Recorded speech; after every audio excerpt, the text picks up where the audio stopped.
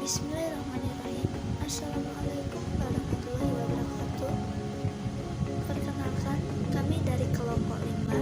Di sini kami ingin memaparkan hasil makalah kami, yaitu tentang kognitif terapi oleh Iron Tibet, yang beranggotakan saya sendiri yaitu Widya Asia Nurdin, NIM 3319005.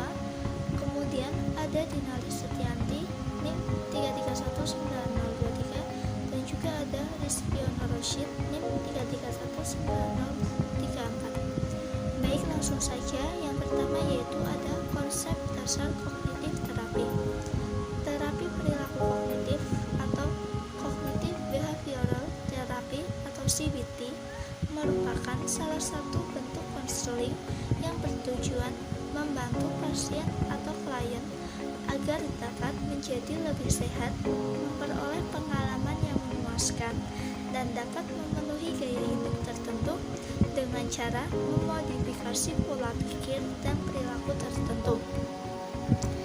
CBT pertama kali dikembangkan oleh Iron Tibet dan Albert Ellis pada tahun 1963, yang pada awalnya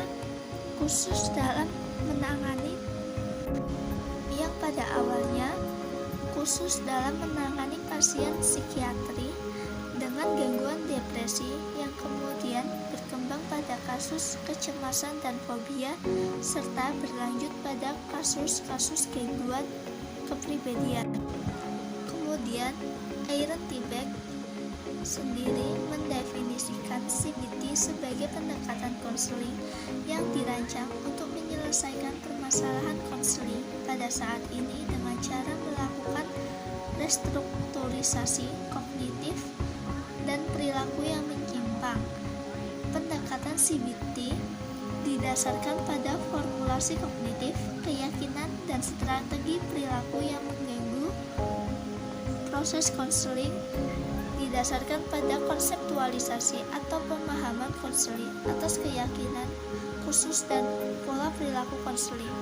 Harapan dari CBT yaitu munculnya restrukturisasi kognitif yang menyimpang dalam sistem kepercayaan untuk membawa perubahan emosi dan perilaku ke arah yang lebih baik. Konsep dari terapi kognitif perilaku adalah bahwa pikiran, perasaan, sensasi fisik, dan tindakan Anda saling berkaitan dan memengaruhi satu dengan lainnya. Pikiran dan perasaan negatif dapat membuat Anda terjebak dalam lingkaran setan, permasalahan yang terasa semakin berat. Hal ini kemudian dapat mengubah cara Anda berpikir, berperilaku, dan bahkan menyebabkan keluhan fisik. Terapi kognitif perilaku bisa membantu Anda mengolah pikiran dan perasaan negatif tersebut. Pada terapi ini, Anda dibantu untuk 1. Mengidentifikasi masalah. Langkah pertama yang paling penting dalam terapi perilaku kognitif adalah menyadari dan menerima bahwa Anda memiliki masalah. Terapis akan membantu Anda untuk mengidentifikasi masalah sekaligus akar permasalahan tersebut. Masalah dalam kehidupan seseorang bisa disebabkan oleh masalah lain yang bahkan tidak disadari oleh dirinya sendiri. Terapis juga akan membantu Anda mencari penyebab paling dasar dari perasaan negatif atau pola destruktif yang terjadi. 2. Fokus pada pencarian solusi. Terapi kognitif perilaku membantu Anda memecahkan masalah yang besar menjadi masalah-masalah kecil yang bisa dihadapi satu persatu dan perlahan-lahan sehingga terasa ringan. 3. Mencari cara praktis yang bisa memperbaiki cara pikir Anda setiap harinya.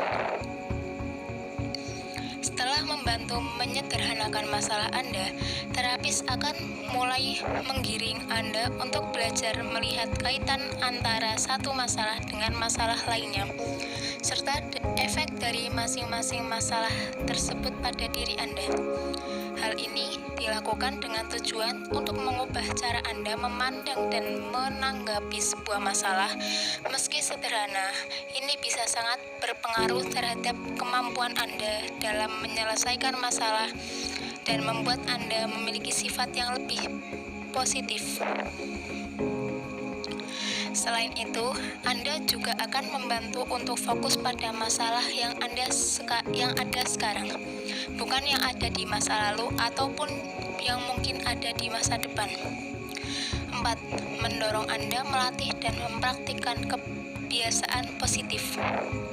Jika Anda sudah mampu menyadari, menerima, menyederhanakan, dan memahami masalah Anda secara menyeluruh, tahap selanjutnya adalah menghilangkan cara lama Anda yang destruktif dalam merespon masalah tersebut. Terapis akan membantu Anda mempelajari dan mempraktikkan langkah dalam merespon suatu masalah dengan positif dan tidak membebani diri Anda. Setelah beberapa sesi, terapis akan membahas kembali langkah-langkah yang telah dilakukan dalam terapi kognitif perilaku. Tujuannya adalah untuk melihat apakah metode yang telah dijalankan bisa memberikan manfaat bagi Anda. Hal ini dilakukan untuk menemukan cara terbaik yang bisa diaplikasikan dalam hidup Anda. Terapi kognitif perilaku memang bisa digunakan untuk mengolah masalah yang berhubungan dengan pikiran, perasaan, dan tindakan Anda. Namun, terapi ini belum tentu cocok untuk semua orang. Selain itu, terapi ini memerlukan kerjasama yang bagus dengan terapis dan komitmen yang kuat dari penderita untuk bisa mencapai hasil terbaik. Jika ini terjaga, periode terapi bisa lebih singkat. Selama menjalani terapi ini, Anda dianjurkan untuk bersikap terbuka dan jujur, terutama ketika melakukan konsultasi pertama, agar terapis dapat menemukan pendekatan dan terapi yang sesuai dengan kondisi Anda. Jika Anda memiliki masalah yang terasa besar dan mengganggu kehidupan, serta merasa kesulitan untuk menghadapinya, terapi kognitif perilaku bisa jadi hal yang tepat untuk Anda. Konsultasikan hal ini dengan psikolog atau psikiater sehingga Anda bisa mendapatkan terapi yang sesuai dengan kondisi kesehatan Anda. Baik, kemudian yang kedua yaitu ada tujuan utama kognitif behavior therapy atau CBT. Yang pertama yaitu mengubah perilaku dan respon. Yang kedua, meningkatkan kewaspadaan dan cara berpikir untuk dapat mengubah respon dan situasi tertentu. Yang ketiga yaitu meningkatkan mekanisme coping dalam situasi yang menakutkan dengan menghadapi ketakutan tersebut secara terus-menerus. Dan yang keempat yaitu meningkatkan kemampuan memecahkan masalah untuk meningkatkan kualitas hidup. Selain itu, terapi kognitif juga memiliki tujuan mengisi kembali energi reality testing klien. Terapi kognitif mengajarkan metode metakognisi, bagaimana memikirkan tentang pikirannya kepada klien sehingga klien dapat mengoreksi pemrosesan kognitifnya yang keliru dan mengembangkan asumsi yang memungkinkannya untuk mengatasi kesulitan. Teknik Kognitif Behavior Therapy atau CBT. CBT adalah pendekatan psikoterapik yang digunakan oleh konselor untuk membantu individu ke arah yang positif. Berbagai variasi teknik perubahan kognisi, emosi, dan tingkah laku menjadi bagian yang terpenting dalam Kognitif Behavior Therapy. Metode ini berkembang sesuai dengan kebutuhan konseli, di mana konselor bersifat aktif, direktif, terbatas waktu, berstruktur, dan berpusat pada konseli. Konselor atau terapis kognitif behavior biasanya menggunakan berbagai teknik intervensi untuk mendapatkan kesepakatan perilaku sasaran dengan konseli. Teknik yang bisa digunakan oleh para ahli dalam kognitif behavior therapy atau CBT yaitu 1. menata keyakinan irasional. 2. Biblioterapi, menerima kondisi emosional internal sebagai sesuatu yang menarik ketimbang sesuatu yang menakutkan. Ketiga, mengulang kembali penggunaan beragam pernyataan diri dalam role play dengan konselor. 4. Mencoba penggunaan berbagai pernyataan diri yang berbeda dalam situasi real.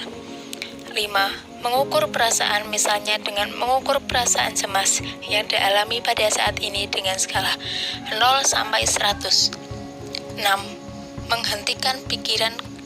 Konseli belajar untuk menghentikan pikiran negatif dan mengubahnya menjadi pikiran positif. 7. Desensitization sistematik, digantinya respon takut dan cemas dengan respon relaksasi dengan cara menggemukkan permasalahan secara berulang-ulang dan berurutan dari respon takut terberat sampai yang teringan untuk mengurangi intensitas emosional konseli. 8. Pelatihan keterampilan sosial, melatih konseli untuk dapat menyesuaikan diri dengan lingkungan sosialnya. 9. Assertiveness skill training, atau pelatihan keterampilan supaya bisa bertindak tegas. 10.